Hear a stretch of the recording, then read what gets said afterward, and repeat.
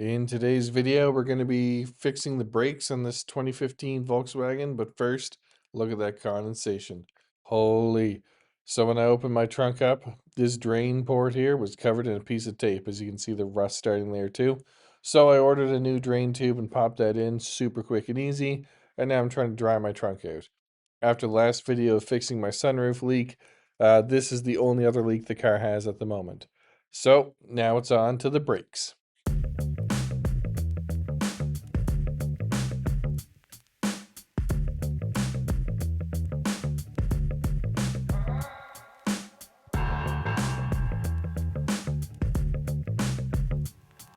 First thing we're going to do is remove these wheel covers. So I'm just using a hook.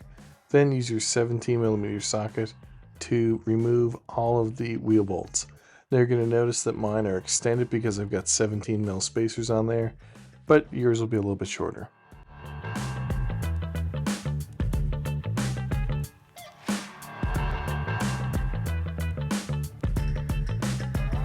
So right now I'm using a 13mm socket to remove my caliper mounting bolts. This is wrong, however. The first thing you should do is put your e-brake on and remove the T30 torque screw that holds the rotor to the hub, and then you can remove your caliper. I'm going to find this out later though. Another tip for when you're going to remove your caliper bolts is that you're going to need a pair of vice grips or some kind of wrench that can hold on to the nut portion where the bolt threads into, as these tend to rotate when you're taking the bolts out.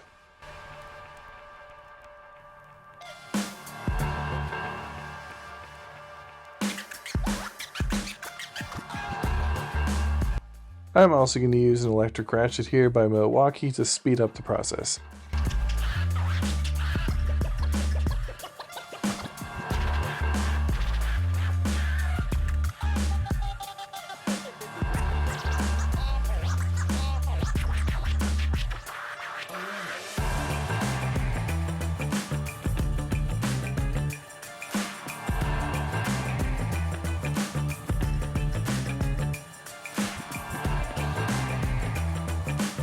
Hopefully you've listened to my first part and you've already removed the rotor screw.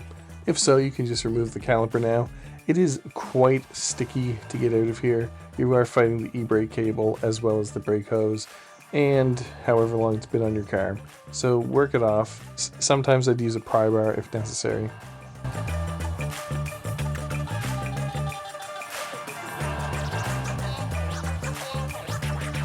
So this is where I had the caliper off and used a T30 torque screw and realized that it's going to move as I twist it. So I slapped the caliper back on and put the e-brake on and got rid of that screw.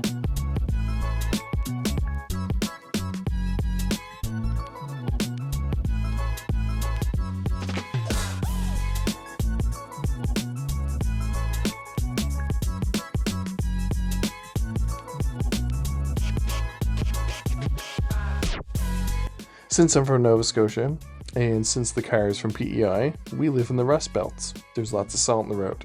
So my rotor was fused to the hub. If you wax the hammer, got that loose. And I've seen this trick where you can kind of pull the rotor from one edge and it will pop out from under the carrier, and then you don't have to get those terribly tight triple square bolts out from the back. I'm not 100% sure if this will work for all models, but the Sportwagen has the smaller rear brakes, so it was easy enough to do. I'm just going to be cleaning up the pad mount on the caliper carrier here using a file and a little brush.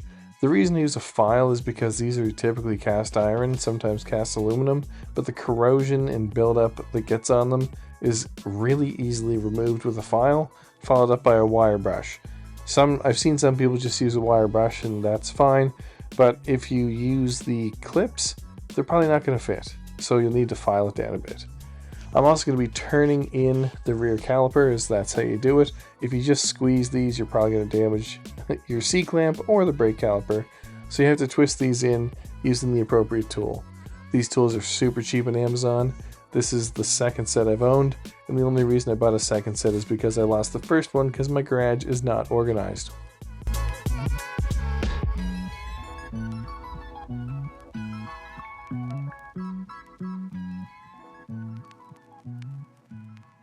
Another thing I like to do to keep my stuff in order is to take each caliper pin out one at a time and then apply some ceramic brake grease to it.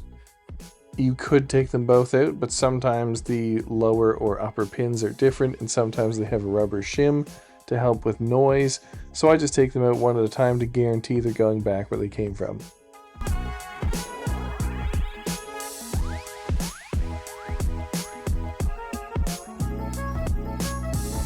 So with Nova Scotia being so humid and the air is full of moisture, stuff rusts here as you can tell.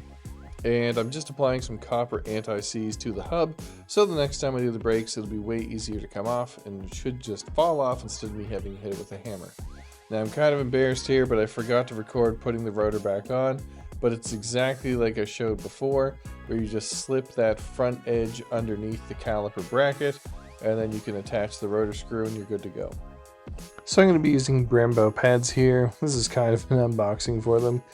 The part number will be in the description, but this is how they come. So they're the prime variety. Crack the box open, you're going to get some Brembo brake grease. You can use that on the tabs there, the caliper mount, and then your pads come wrapped in this cloth, which seems to be extra premium feeling. And you get new bolts to go for your caliper carrier, and you get these little clips, but you also get the best part, a sticker.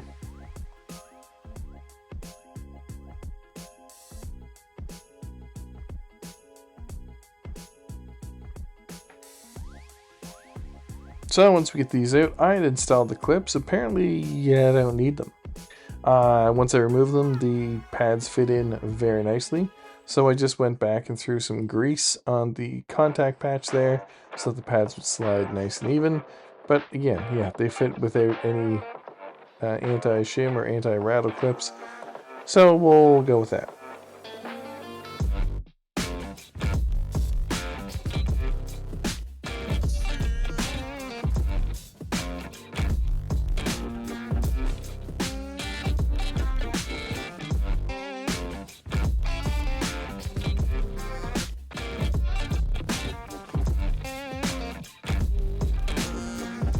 I'm also going to take a little bit of that brake grease and stick it on the back of the pad and the front of the pad on the outsides, so that when the caliper compresses on it, the grease will kind of help it attach to the piston and then attach to the two prongs in the front of the caliper.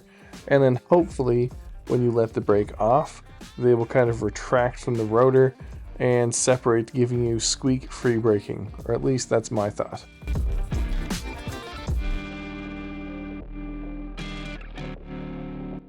I'm also installing the new included brake bolts from Brembo. They've got some red Loctite on them, so that's going to be great to get off later.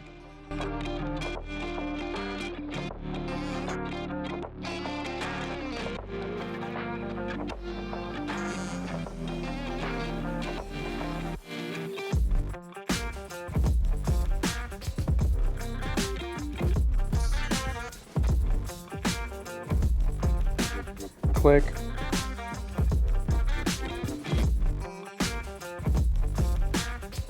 Click. Now I made a bit of a mistake here. I put the new rotor on and attached the rotor screw and all the anti-seize, and I forgot to record it. I thought the camera was still rolling, but it wasn't. So here's a look at the rotors all installed with the caliper back installed. So sorry, I'll do better next time. Now moving to the front, it's going to be much of the same. We're going to remove these 5 bolts with the 17mm socket. I'm going to take off the wheel, then the hub-centric spacer, remove the T30 Torx bit from here. Since the car is in park, it's okay. If you have a standard, just put it in gear, that'll help. Then we're using the same 13mm bolt to remove the caliper mounting bolts, and I'm using Bosch pads this time, and they also include new bolts. Also, like before, much of the same, you need to use a pair of vice grips or a slim wrench to hold on to that caliper mount pin when you're removing the caliper mount bolt.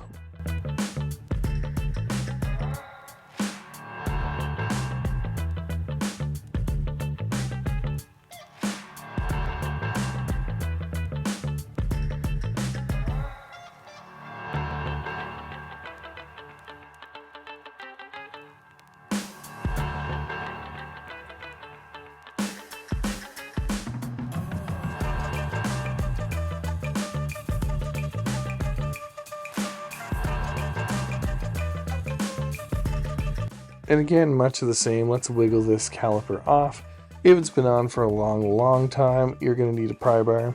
And then these are very typical standard calipers, so I just used an old brake pad and a caliper compression tool just to push the piston back in, and that's it.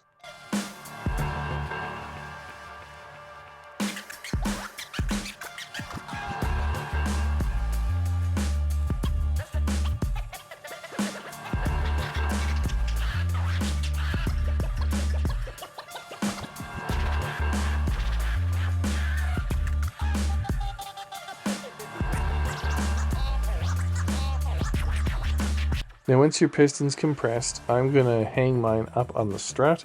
You can use a zip tie or a bungee cord, and that'll keep the strut and the caliper together so that the caliper won't fall and stress out the hose. Now these are 21mm nuts, they're quite big, and that's how you're going to break free. Now, I'd use a hammer to get enough power and leverage out of this thing, because pulling up alone was just lifting the car up. So again, 21mm mount bolts, that's pretty big.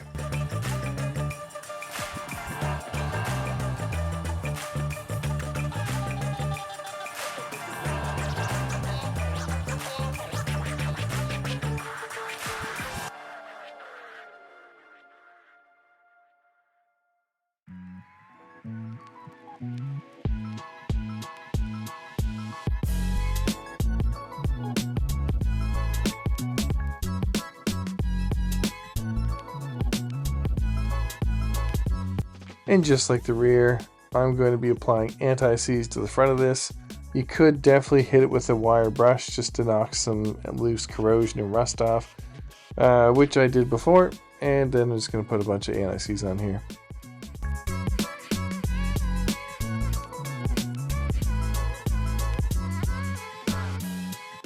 And now, like I'd mentioned before, we're using these Bosch pads with the part number right there, but I'll also include it in the description. And Bosch pads are quite good. I've used them on a lot of vehicles, and they generally offer silent, squeak-free braking, which is what I'm going for. So they include the same kind of stuff the Brembo pads do, everything but the sticker. I'm also using these DS1 Performance rotors that I got from Parts Avatar. They were super cheap for these drilled and slotted rotors, and I thought they looked pretty cool, and what the heck, we'll try them out in the VW.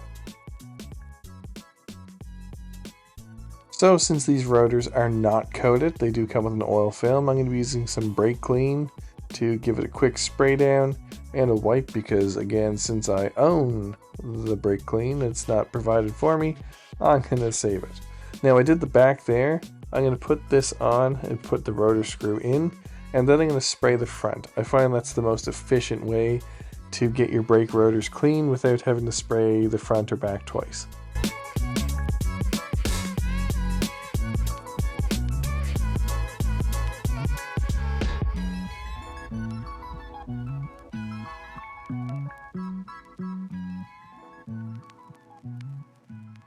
Now we'll take that file again and remove the rust and corrosion that's formed in this caliper carrier, and I'll hit it with a wire brush afterwards.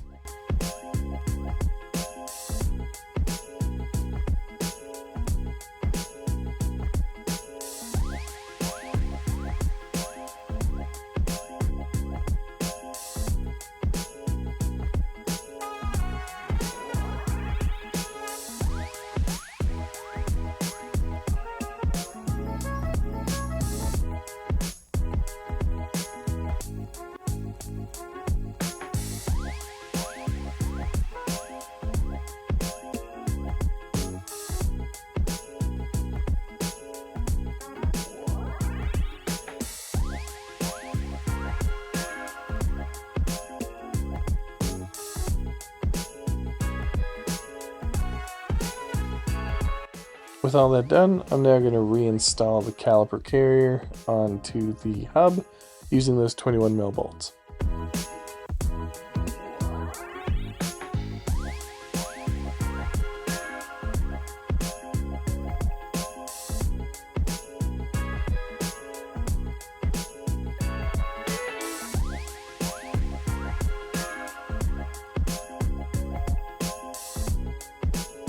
Click.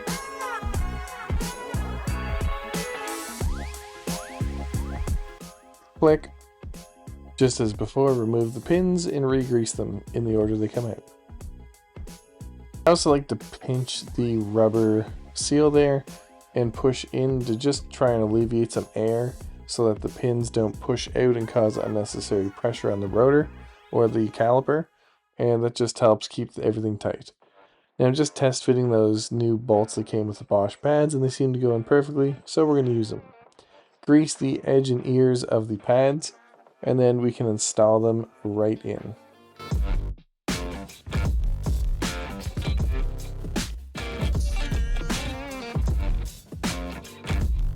So after a lot of fiddling and fooling, I finally got the brake pads in. Now we can put the caliper back on top, and just like before, I did apply some brake grease to the back and front of the pad so that the exact same principle will apply to the front. So start your bolts off, tighten them down, torque them with a click, and let's move on.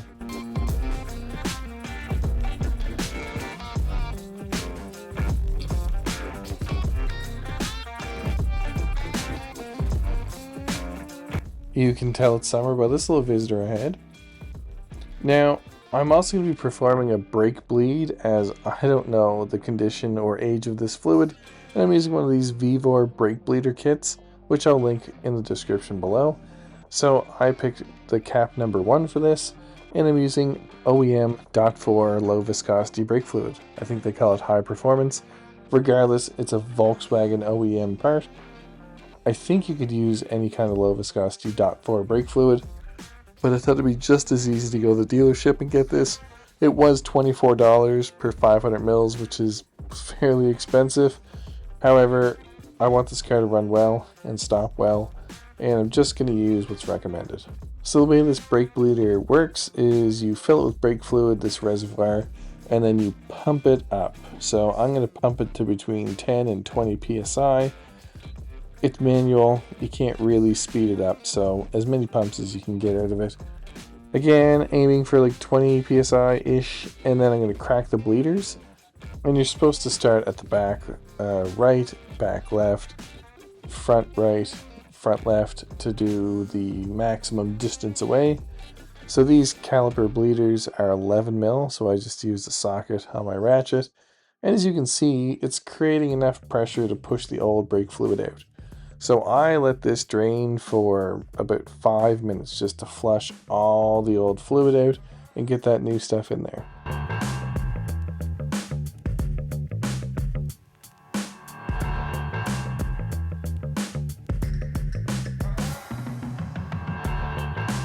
Once enough brake fluid has been bled out, you can take your 11 mil socket and ratchet or wrench and close that back up nice and tight without stripping it. Then I'm going to take some brake clean just to clean up all this brake fluid and make sure there's no leaks. So with that all done and looking fresh, we can put our wheel and spacers back on, and look at these. Oh man, don't they look some good? I think they look wicked. And you know what? They perform even better. So thanks so much for watching this week. I hope you check out my other videos. See you next time.